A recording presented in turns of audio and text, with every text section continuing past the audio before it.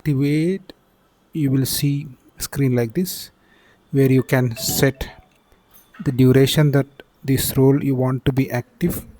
You want as active.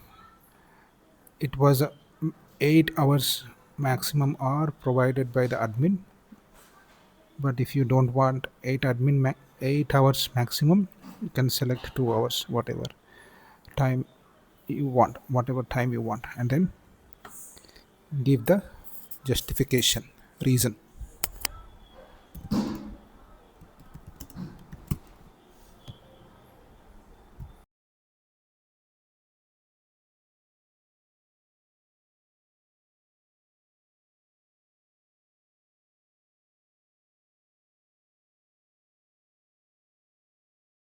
And then click on activate. Before clicking on activate, let's see other options like details, scope and status.